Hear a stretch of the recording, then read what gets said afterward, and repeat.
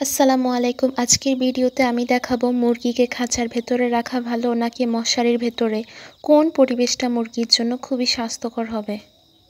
ছোট বাচ্চাগুলোকে খাঁচার ভেতর রাখার পর লক্ষ্য করলাম খাঁচার ফাঁকগুলো এতটাই বড় ছিল যে ওরা বের হয়ে মায়ের সঙ্গে স্বাচ্ছন্দ্যে ঘুরে বেড়াচ্ছে। মশারি দিয়ে এক পাশ ঢেকে দেওয়ার পরেও ওরা সবাই বের হয়ে যাচ্ছে। এই খাঁচাটা আমি বাজার থেকে কিনে এনেছিলাম। নিজেরা বানালে হয়তো খোপগুলো আর ছোট ছোট দেওয়া যায়। যখন আমি ১ মাস বয়সী বাচ্চাগুলোকে এই খাঁচাটার ভেতরে রেখেছিলাম তখন দেখলাম ওদের ভেতরে খাবার দিলে ওরা ফেলে দেয়, এবং যদি বাইরে খাবার দিই ওরা ঠিকভাবে খাঁচার ভেতর থেকে মুখ বের করে খেতে পারে না। আবার আমার কিছু বাচ্চা অসুস্থ হয়ে পড়েছে, হয়তো ওদের মশা কামড় দিয়েছিল।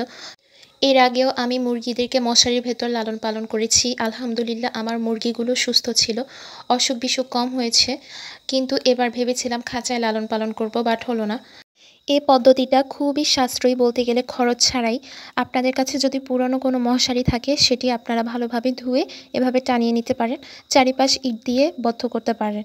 আর নিচে চাইলে আপনারা কাঠের গুঁড়ো কিংবা ছোট লিটার ইউজ করতে পারেন চারিপাশ আবদ্ধ করে। এটা একটা মিনি খামারের মতোই বলা চলে। বাট আমি হচ্ছে যে প্লাস্টিকের বস্তা দিয়েছি। আমি এটা সকালবেলা পরিষ্কার করে রাখি যাতে নিচ থেকে মাটির ঠান্ডা বা পিঁপড়া অন্যান্য পোকামাকড় আসতে না পারে, সেজন্য চারিপাশ ইট দিয়ে ঢেকে রেখেছি।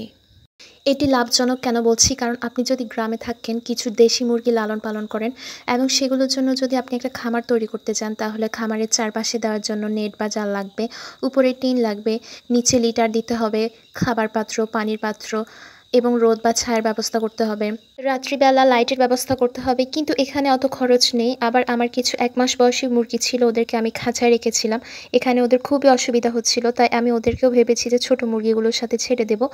যেহেতু ওরা কিছু বড়, তাই আমি ভাবছিলাম যে ওরা ঠোকরাঠুকরি করবে।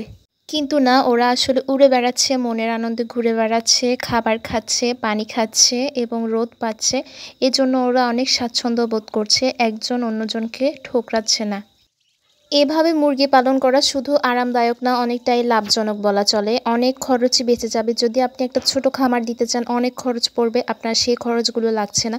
আমি পানির পাত্র হিসেবে একটা প্লেটেই পানি দিই, কারণ যে পাত্রতেই আমি পানি দিই না কেন ওরা হচ্ছে যে সবাই ভিজে যায়। তাই আমি ওদেরকে একটা পুরনো খাবার প্লেটে পানি দেই। এখানে খুব কম পরিমাণে পানি দিলে ওরা সবাই নিচ থেকে এসে পানি খায় অল্প অল্প করে, আর ভিজে যায় না কিংবা পানি নিচে ফেলেও দেয় না।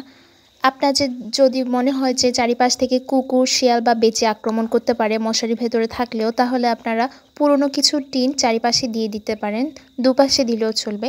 এতে ওরা নিরাপদে থাকবে।